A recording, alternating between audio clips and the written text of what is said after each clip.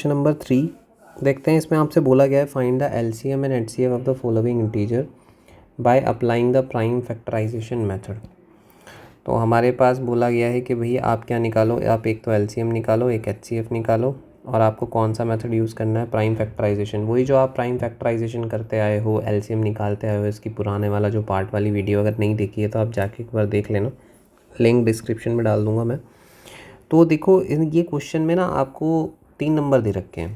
पहला वाला क्वेश्चन में आपको ये, इसमें पहले वाले पार्ट में 3 नंबर हैं, 12, 15 और 21।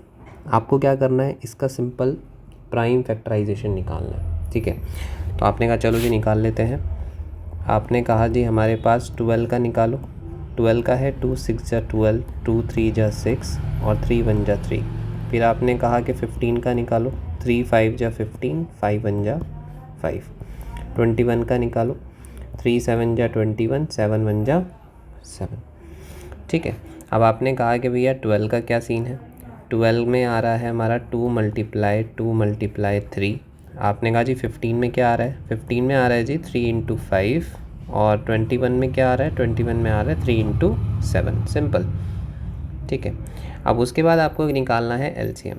एलसीएम का रूल क्या है, एलसीएम ये कहता है कि भैया जो तीनों में कॉमन है उसे तो आपको लेना ही है। जैसे तीनों में ये कॉमन है, ये 3 है, यहाँ पर ये 3 आ रहा है, ये तीनों में कॉमन है। उसने कहा इसको तो आप एक बार लिख लो। एलसीएम कहता है कि जो कॉमन आता है ना उसको एक बार लिख लो, और बाद में जितने भी बचे हुए हैं उन सारों को लिख लो। तो बचा हुआ एक ये वाला 2 है, लिख दिया। एक ये वाला 2 है, ये भी लिख दिया। एक यहाँ पर 5 है, ये भी लिख दिया। एक यहाँ पर 7 है, ये भी लिख दिया। और इन सब को मल्टीप्लाई कर दो। तो 3 2 जा 6, 6 2 जा 12, 12 5 जा 60 और 67 जा 420। तो आपका एलसीएम आया है 420। क्लियर है, तो एलसीएम तो आपको क्लियर हो गया कि भाई 420 आया है। अब इसने खाली एलसीएम की तो बात नहीं करी, इसने हमें कहा कि भैया आप एचसीएफ भी निकालो। क्या निकालो आप, एचसीएफ। तो एचसीएफ इसी में से निकल चुके हो, जो तीनों में कॉमन होता है वो एचसीएफ है। तो मैं सीधा बोलूँगा भाई तीनों में कॉमन तो एक चीज़ थी, वो था 3। तो हमने कहा जी एचसीएफ क्या आ गया, 3 आ गया। तो ये हमारा आंसर हो गया। एक ये आंसर है और एक हमारे पास ये आंसर है। तो ये एलसीएम भी आ गया और ये हमारे पास एचसीएफ भी आ गया। ठीक है, क्लियर है। चलो अगला क्वेश्चन क्या है, अगला पार्ट है इसका 17, 23 और 29। चलो जी इसको भी देख लेते हैं। तो सेकंड पार्ट हमारे पास आया हुआ है 17, 23 और 29। हमें निकालना है इसका एलसीएम। तो एलसीएम निकालने के लिए हमने 17 का एलसीएम लिया। हमने कहा रे 17 तो 17 की टेबल में ही आता है क्योंकि ये प्राइम नंबर है। ठीक है, तो मैंने लिखा 17 1 जा 17। 23 को देखा, अरे ये भी प्राइम नंबर है तो ये भी 23 की टेबल में आएगा। फिर हमने देखा कि भैया 29 देख लो, 29 भी प्राइम है तो ये भी 29 की टेबल में ही आएगा। तो इसका सिंपल प्राइम फैक्टराइजेशन क्या हुआ, इसका प्राइम फैक्टराइजेशन हुआ 17 का कि भाई 17 × 1। 23 का क्या हुआ, 23 × 1। और 29 का क्या हुआ, 29 × 1। अब बात करें अगर हम एलसीएम की, तो हमने कहा जी एलसीएम में कॉमन देख लो पहले। तो हमने देखा कॉमन तो यहाँ पर सिर्फ एक चीज़ है, वो है 1। तो हमने कहा ये 1 है। चलो जी, और साथ में जो बचे हुए हैं वो लिख लो। भाई 17 बचा हुआ है, 23 बचा हुआ है और हमारे पास 29 बचा हुआ है। तो ये बचा हुआ है। अब इनकी मल्टीप्लाई कर लो। अगर आप इनकी मल्टीप्लाई करोगे 17, 23 और 29 की, तुम्हारे पास आंसर लगभग आएगा 11 3 3 9। इसकी मल्टीप्लाई इससे करो, 17 की 23 में करो, फिर जो आएगा उसकी मल्टीप्लाई 29 में करो। एचसीएफ हमने देखा जो कॉमन होता है वो आता है, और कॉमन तो यहाँ पर सिर्फ 1 है तो एचसीएफ 1 आएगा। तो हमारे पास एलसीएम ये आ गया और एचसीएफ ये आ गया। क्लियर है आप लोगों को, कोई प्रॉब्लम? ठीक है, तो अब हम देखते हैं इसका थर्ड पार्ट। थर्ड पार्ट क्या है भाई, थर्ड पार्ट हमें ये कह रहा है 8 9 और 25। थर्ड पार्ट ये है 8 9 और 25। तो हमने कहा चलो इसको भी देख लेते हैं। 8 9 और 25। हम क्या करेंगे, 8 लिख लेंगे, 8 का एलसीएम लेंगे। 2 4 जा 8, 2 2 जा 4, 2 1 जा 2। फिर 9 का देख लेते हैं, 3 3 जा 9, 3 1 जा 3। 25 का देख लेते हैं, 5 5 जा 25, 5 1 जा 5। बात करते हैं एलसीएम की। तो हमने कहा जी, अच्छा एक सेकेंड लिख लेते हैं ना पहले, फिर कॉमन लगा के देखेंगे। तो मैंने कहा जी 8 का जो आया है प्राइम फैक्टराइजेशन वो आया है 2 × 2 × 2। 9 का प्राइम फैक्टराइजेशन आया है 3 × 3। 25 का प्राइम फैक्टराइजेशन आया है 5 × 5। हमने कहा एलसीएम निकालना है जी। अगर हमें एलसीएम निकालना है तो पहले देख लो कि तीनों में कॉमन क्या है। तो मैंने देखा तीनों में यहाँ पे अरे कुछ भी कॉमन नहीं है।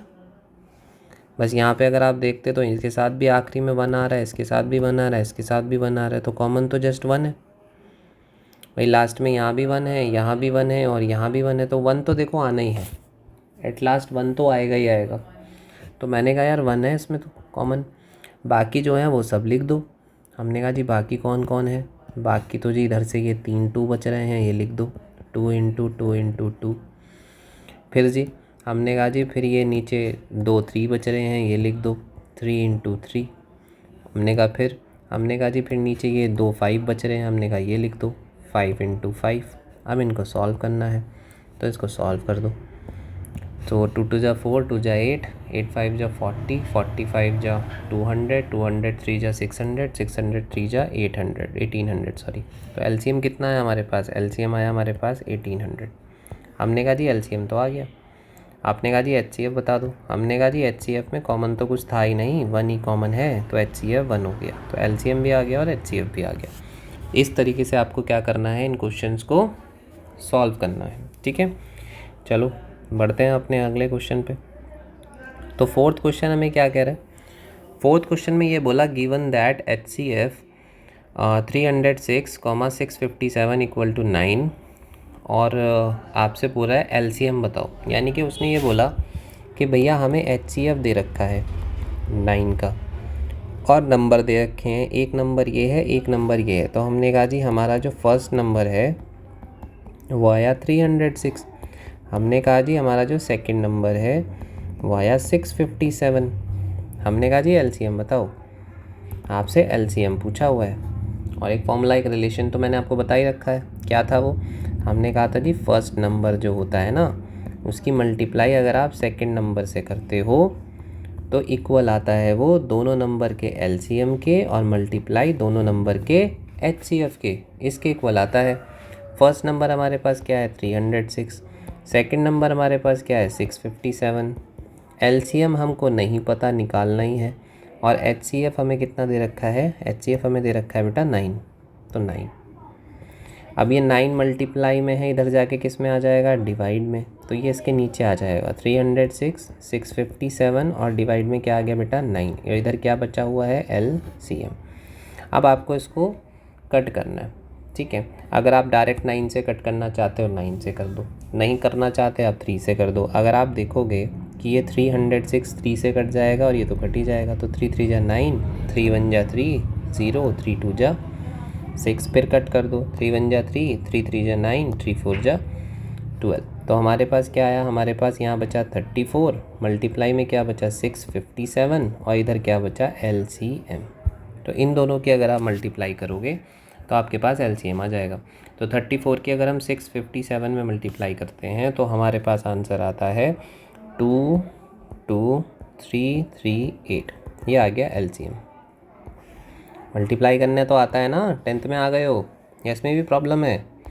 चलो जो महान लोग हैं उनके लिए कर देते हैं। लो जी मल्टीप्लाई ऐसे होता है, 4 7 जा 28, 2 कैरी, 4 5 जा 20, 22 क्योंकि ऊपर 2 कैरी था, 4 6 जा 24, 25 26, एक क्रॉस लगाएंगे, 3 7 जा 21, 1 फिर से 2 कैरी, 3 5 जा 15, 2 17, इस बार 1 कैरी, 3 6 जा 18 और 19, 8 आया, 3 आया, 3 आया, 2 आया और 2 आया। लो जी ये आ गया जी, खुशी मिल गई।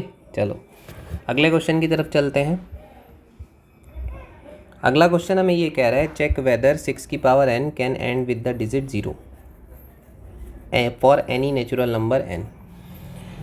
तो मैंने कहा चलो देख लेते हैं भैया। इसने कहा जी अगर आप 6 की पावर n रखते हो, 6 की पावर n और इस n की जगह किसी भी नेचुरल नंबर को रखते हो, अब कहेंगे sir natural number, natural beauty तो सुना था। नेचुरल नंबर होता है बेटा 1 2 3 4, ऐसे चलते जाते हैं सारे। कौन से नंबर होते हैं? नेचुरल नंबर होते हैं। तो अगर आप इस 6 की पावर में कोई भी नेचुरल नंबर रखोगे तो आपका जो आएगा लास्ट में डिजिट जो आनी चाहिए उस नंबर की वो 0 होनी चाहिए। और अगर नहीं है तो रीज़न बताओ, चेक करो। तो हमने कहा जी लो n की जगह 1 रख के देख लेते हैं। 6 की पावर 1 6, 6 की पावर 2 6 इंटू 6 यानी कि 36, 6 की पावर 3 6 इंटू 6 इंटू 6 यानी कि कितना 256। यही होता ना 6 से 36। हाँ लगभग ही, नहीं 256 नहीं होता शायद। 36 की देखें 6 से मल्टीप्लाई करके 3 6 से ज़्यादा। हाँ वही तो मैं कह रहा था नहीं होता।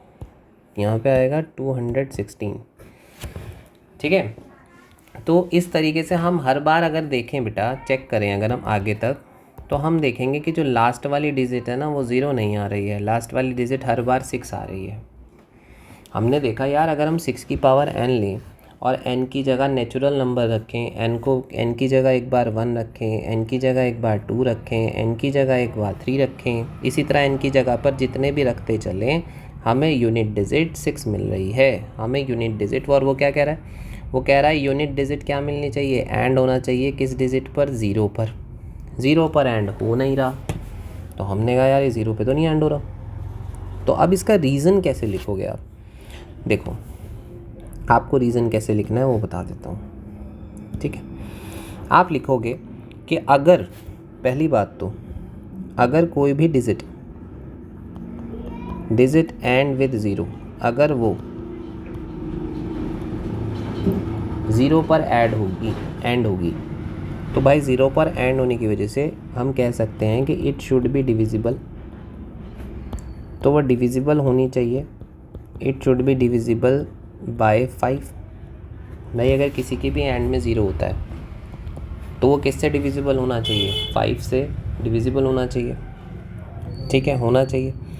तो मैं ये कह सकता हूँ कि अगर मुझे लास्ट में 0 चाहिए तो कहीं ना कहीं 5 से डिविजिबल होना चाहिए। और अगर मैं प्राइम फैक्टराइजेशन करता हूँ, प्राइम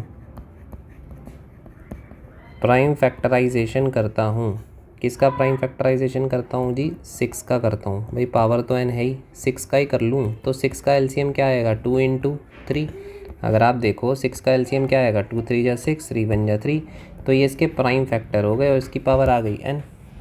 अब मैंने कहा यार 2 और 3 आ रहा है इसमें, 2 और 3 आ रहा है। अगर 2 और 3 आ रहा है और यहाँ पर क्या है? यहाँ पर ये 5 है ही नहीं। पहली बात तो 5 से डिविजिबल होने के लिए लास्ट में 0 चाहिए, यानी कि 5 चाहिए। कहने का मतलब तो यही है ना। अगर मैं यहाँ पे बताओ, अगर मैं यहाँ पे ये कह दूँ 2 इंटू 3 इंटू 5 कर दूँ, तो मुझे बताओ 5 2 जा, यहाँ पर क्या आ जाएगा? 10। 5 2 जा यहाँ पर क्या आ जाएगा? 10। और जैसे ही 10 बनेगा तो ये किससे डिविजिबल हो जाएगा? 5 से। बट यहाँ पर ऐसा कुछ तो है ही नहीं। हमारे पास 2 और 3 है। हमारे पास क्या है? 2 और 3।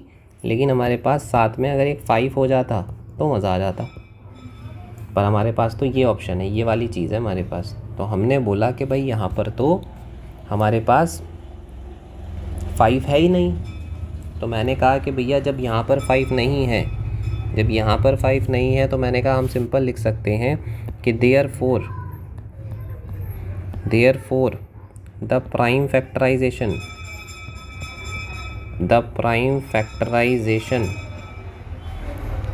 of 6 की पावर n, ये जो 6 की पावर n का है, अगर मैं प्राइम फैक्टराइजेशन करूँ 6 की पावर n का, तो मुझे मिलता है 2 और 3। क्या मिलता है मुझे? 2 और 3, पर मुझे 5 नहीं मिलता। तो मैं लिखूँगा डजंट कंटेन, ये कंटेन नहीं करता है। किसको कंटेन नहीं करता है? The prime number. एक प्राइम नंबर, कौन से वाला प्राइम नंबर की नीड है? प्राइम नंबर है 5। कौन से वाला? 5। तो इसीलिए मैं कह सकता हूँ कि ये 6 की पावर n जो है, हेंस ये 6 की पावर जो n है इज़ नॉट, जब 5 ही नहीं है तो डिविजिबल भी नहीं होगा। Not divisible by 5। अगर ये 5 से डिविजिबल नहीं है तो हम कह सकते हैं कि ये 6 की power n can not and, ये नहीं एंड हो सकता with the digit 0, with the digit 0। ऐसे आपको इसका रीज़न लिख के छोड़ देना है। ठीक है, तो हमने बोला भाई 6 की पावर n देख रहे हो आप, हमने प्रैक्टिकली भी देख लिया कि यार ये तो यहाँ पर हर जगह पे 6 आ रहा था, फिर 6 आ रहा था, फिर 6 आ रहा था, ये तो आ ही नहीं रहा। फिर हमने कहा यार अगर वो 0 पे एंड होना चाहिए ना तो वो 5 से डिविजिबल होना चाहिए। जब मैंने फैक्टर निकाले तो 5 था ही नहीं, 2 × 3 था। तो जब 5 इसमें है ही नहीं तो मैंने लिख दिया therefore the prime factorisation of 6 की power n doesn't contain the number 5, यानी कि इसके पास 5 नहीं है। अगर 5 नहीं है तो ये 5 से डिविजिबल नहीं होगा। ठीक है, और अगर 5 से डिविजिबल नहीं होगा तो ये कभी भी 0 पर एंड नहीं होगा। ठीक है, तो ऐसे आपको लिख देना है। नेक्स्ट क्वेश्चन हमारे पास आ रहा है, इसने बोला एक्सप्लेन करो Y 7 × 11 × 13 + 13 and 7 × 6 × 5 × 4 × 3 × 2 × 1 + 5 are composite number. इसने दोनों बोला, एक तो इसने बोला ये वाला कंपोजिट नंबर अलग से शो कर दो और ये वाला कंपोजिट नंबर अलग से शो कर दो, और रीज़न बताओ क्यों। तो बेटा इसमें आपको एक चीज़ ध्यान रखनी है कि कंपोजिट नंबर ना सिंपल होता क्या है, कंपोजिट नंबर वैसे नंबर होते हैं जो अपने तो टेबल में देखो हर कोई आता है, ये तो मेरा कहने का वेस्ट है क्या कहूँ जो अपने टेबल में आए, भाई देखो अपने टेबल में तो आएगा ही आएगा। अपने टेबल के अलावा किसी दूसरे के टेबल में अगर आ जाए, किसी दूसरे के टेबल में, 1 को मत लेना, 1 के टेबल में सब आ जाते हैं, तो 1 को हमें नहीं देखना है, 1 के टेबल में तो सब आ ही जाता है। ठीक है, हमें देखना है कि कोई दूसरा टेबल अपने के अलावा और 1 के अलावा अगर वो किसी दूसरे टेबल में आ रहा है, इसका मतलब वो कंपोजिट नंबर है। फॉर एग्जांपल अगर मैं कहूँ, मैं कह रहा हूँ 6, तो आपने देखा 6 3 के टेबल में भी आता है, 6 2 के टेबल में भी आता है, और 1 में तो आता ही है और खुद के में भी आता ही है। तो लेकिन ये एक से ज़्यादा में आ गया, यानी कि ये 2 में भी आ गया और 3 में भी आ गया, तो मैं बोलूँगा कि ये जो 6 है ना ये कंपोजिट नंबर है। कैसा नंबर है बेटा, कंपोजिट। अगर मैं बात करूँ 3 की, तो 3 बेटा या तो खुद के टेबल में आता है या 1 के टेबल में आता है, तो यहाँ पर ये या तो खुद के टेबल में आएगा या 1, और ये तो नेचुरल सी बात है, खुद के टेबल में तो सब आ जाते हैं और 1 के टेबल में भी सब आ जाते हैं, लेकिन और किसी और के टेबल में नहीं आता, तब मैं बोलूँगा इट इज़ नॉट कंपोजिट, ये कंपोजिट नहीं है, क्योंकि ये किसी और के टेबल में नहीं आ रहा है। ठीक है, अगर ये किसी और के टेबल में आ जाता तब मैं इसे कंपोजिट कह सकता था। ठीक है, तो कंपोजिट नंबर वो होते हैं जो अपने में और 1 के टेबल में तो आएंगे ही आएंगे, लेकिन किसी और के टेबल में भी आएंगे इसे छोड़ के। और नॉट कंपोजिट, कंपोजिट वो नहीं होते जो केवल अपने टेबल में आते हैं और 1 के टेबल में आते हैं, बाकी किसी में नहीं आते, वो हमारे कंपोजिट नहीं होंगे। ठीक है, क्लियर है, तो ध्यान रहेगा। तो मेरे पास ये वाला है 7 × 11 × 13 + 13, और मुझे इसे शो करके दिखाना है कि ये कंपोजिट नंबर है। अब कैसे शो करेंगे चलो देख लेते हैं। ठीक है,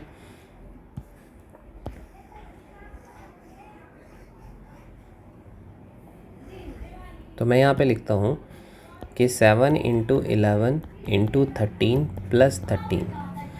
मैंने क्या देखा, मैंने कहा देखो सुनो, यहाँ से यहाँ तक ये पूरा मल्टीप्लाई में है, यानी कि यहाँ से यहाँ तक कोई एक नंबर है। ठीक है, और इसके प्लस के बाद ये दूसरा नंबर है, ये एक नंबर है, ये दूसरा नंबर है, तो मैं इन दोनों नंबर में देख रहा हूँ कॉमन क्या है। तो मैंने देखा इन दोनों नंबर में हमारे पास 13 जो है वो कॉमन है, तो मैंने इस 13 को यहाँ से कॉमन ले लिया, और मैंने अंदर देखा 7 तो था ही, 11 तो था ही, पर ये 13 बाहर चला गया, तो यहाँ पे बचा 1, प्लस ये वाला 13 भी बाहर चला गया, तो यहाँ पे भी 1 बचा। ठीक है, तो मतलब मैंने दोनों में से 13 को बाहर कॉमन ले लिया। ठीक है, अब मैंने इसको यहाँ लिखा 13 और इसकी मल्टीप्लाई करी, 7 × 11 77, और मल्टीप्लाई 1 और प्लस 1, फिर 13 77 बन जा 77 + 1। अब मैंने क्या किया, 13 77 + 1 यानी कि 78। अब मैंने देखा यहाँ पे आया 13 × 78, मल्टीप्लाई 78 आ गया। ठीक है, अगर अब आप क्या करोगे, इसको मल्टीप्लाई करोगे 13 × 78 को, तो कोई नंबर आ जाएगा, मल्टीप्लेट करके देख लेते हैं। 13 78 3 8 = 24, 2 3 7 = 21, 22 23, 1 8 जा 8, 1 7 जा 7, 4 8 9 10 11, 1 कैरी 7 8 9 10, तो कितना आया हमारे पास आ गया 1014। अब आपके पास ये एक नंबर है, ठीक है, जो इसे सॉल्व करके आया है, ये पूरा जो उसने दे रखा था इस पूरे को सॉल्व करके मेरे पास एक नंबर आया है 1014। अब मुझे एक बात बताओ, अब देखते ही आप समझ गए होंगे कि यार 1014 है, लास्ट में 4 आ रहा है, तो सीधी बात है 2 के टेबल में आएगा ही आएगा, बिल्कुल आएगा। अब 2 के टेबल में अगर ये आएगा तो बाकी और के टेबल्स में भी आएगा, और 1014 खुद के टेबल में तो आता ही आता है। तो इसका मतलब क्या है, इसका मतलब ये है कि ये दिखने में ही पता चल रहा है कि ये कैसा नंबर है बेटा, ये कंपोजिट नंबर है। कैसा नंबर है, कंपोजिट नंबर। लेकिन अब आपको लिखना कैसे है, ठीक है, ये मेन चीज़ है। अब या तो आप इस 1014 का क्या ले लो, आप या तो इसका 1014 का एलसीएम ले लो और आप दिखा दो कि भैया ये तो बहुतों के टेबल में आ रहा है, ठीक है। या आप इसको डायरेक्ट भी कर सकते थे, आप इसको डायरेक्ट ये भी कह सकते थे कि भाई जो भी नंबर आएगा वो 13 से भी कटेगा और वो 78 से भी कटेगा, ठीक है। लेकिन जो आपको सही तरीका मैं बताऊं तो वो तरीका क्या है कि आप इसका 1014 का एलसीएम लो। तो मैंने इस 1014 का एलसीएम लिया, 2 5 जा 10, 0 2 7 जा 14, 2 2 जा 4, 2 5 जा 10, ओ सॉरी 2 से तो कटेगा ही नहीं, लास्ट में क्या आ रहा था, लास्ट में 7 आ रहा है, तो 2 से नहीं कटेगा।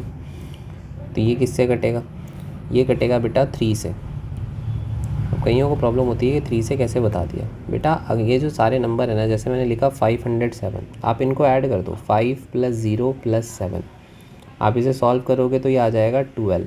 क्या आ जाएगा, 12। अगर ये 3 के टेबल में आता है तब ये पूरा का पूरा जो नंबर है ये 3 से डिविजिबल होगा, और देखो 12 तो 3 के टेबल में आता है, तो ये पूरा का पूरा 507 3 से कट जाएगा। तो मैं लिखूँगा 3 1 जा 3, तो 4 5 3 6 जा 18, 3 9 जा 27, और 169 बेटा ध्यान रखना 13 का स्क्वायर होता है, 13 13 जा। तो मैंने लिखा 1014 का जो मेरे पास आया है प्राइम फैक्टराइजेशन जो आया है वो आया 2 × 3, 2 × 3 और साथ में आया 13, कितनी बार, 2 बार, 13 का स्क्वायर। तो मैं कह सकता हूँ कि कहीं ना कहीं ये जो है नंबर जो ये किस किस से कट रहा है, 2 से भी डिविजिबल है और 3 से भी डिविजिबल है और साथ में 13 से भी डिविजिबल है। तो मैं बोलूँगा एक तरीके से आप बोल सकते हो कि इन्हें मैं प्रोडक्ट ऑफ प्राइम्स में लिख सकता हूँ। किस में लिख सकता हूँ, प्रोडक्ट ऑफ प्राइम्स में। तो मैं लिखूँगा कि जो मेरा ये नंबर था 7 × क्या नंबर था, 7 × 11 × 13, 7 × 11 × 13 + 13, ऐसे लिख सकता हूँ मैं इसको, आर एक्सप्रेस्ड ठीक है as a product of primes, as a product of primes. तो ये प्राइम्स के प्रोडक्ट्स में लिखा जा सकता है, हैंस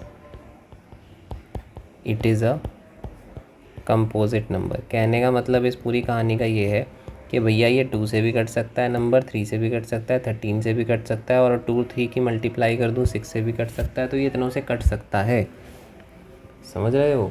तो अगर ये इतनों से कट सकता है तो मैं कह सकता हूँ कि भैया ये ऑटोमेटिकली ही कंपोजिट नंबर हो गया अगर इतनों से कट रहा है, क्योंकि अगर ये कंपोजिट नहीं होता तो या तो ये अपने से कटता या 1 से कटता, पर ये तो इतने लोगों से कट रहा है तो ये कंपोजिट नंबर होगा, ठीक है।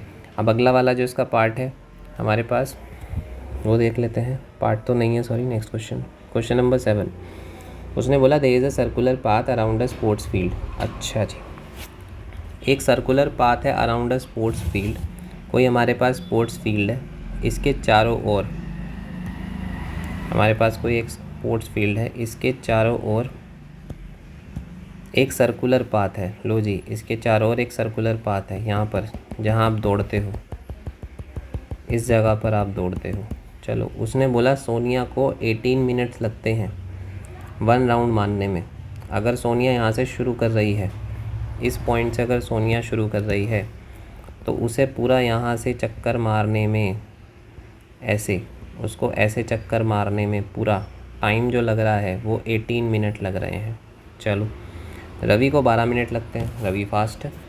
तो मैं कहूँ अगर रवि की बात करें तो रवि भी यहीं से शुरू कर रहा है, लेकिन रवि को इस पूरे चक्कर को मारने में, ठीक है, यहाँ से यहाँ तक पहुँचने में कितने मिनट लग रहे हैं? 12 मिनट लग रहे हैं बेटा, 12 मिनट्स लग रहे हैं। चलो, for the same suppose they both start at the same point, अगर ये एक ही जगह से यहाँ से भागना शुरू करें at the same time and go in the same direction, और एक ही डायरेक्शन में भागे, ऐसे नहीं एक इधर को भाग गया एक उल्टा भाग गया, नहीं। तो कह रहा है after how many minutes they meet again at the starting point. कह रहा है कि दौड़ते हुए इन्हें स्टार्टिंग पॉइंट पे मिलाना है, दौड़ते हुए इन्हें स्टार्टिंग पॉइंट पे मिलाना है, यानी कि वापस इसी स्टार्टिंग पॉइंट पे ही कब मिलेंगे। अब देखो ये तो कॉमन सेंस है, अगर मैं कहूँ कि इस सर्कुलर पाथ पर यहाँ से रवि ने दौड़ना शुरू किया, रवि यहाँ पर 12 मिनट में पहुँच जाएगा, लेकिन जब 12 मिनट में पहुँचेगा कौन? रवि पहुँचेगा। तो उस टाइम पर सोनिया नहीं पहुँची होगी, सोनिया तो बेचारी यहाँ कहीं पीछे बैठी होगी। सोनिया कहेगी मुझे तो 18 मिनट में पूरा करना है, मेरा तो 18 मिनट का कैपेसिटी है। तो इस स्टार्टिंग पॉइंट पर पहला जब चक्कर मारेंगे ये लोग तब तो नहीं मिल पाएंगे। अगर मैं कहूँ ये इसका स्टार्टिंग पॉइंट है, ये पॉइंट है जहाँ से वो शुरू कर रहे हैं, तो यहाँ पर पहले चक्कर में तो नहीं मिल पाएंगे। जैसे ही फिर रवि आगे फिर बढ़ जाएगा, रवि यहाँ आ जाएगा, तब ये बेचारा अपना सोनिया जो है चक्कर पूरा करेगी। तो मैंने कहा पहले चक्कर में तो पूरा होने से रहा, ठीक है, पहले चक्कर में तो ये लोग स्टार्टिंग पॉइंट पर नहीं मिलेंगे, क्योंकि रवि पहले पहुंच जाएगा और सोनिया पीछे रहेगी, ठीक है। अब मैंने कहा यार ये आगे दूसरे चक्कर की बात करूं तो मुझे एक बात बताओ, सोनिया जो है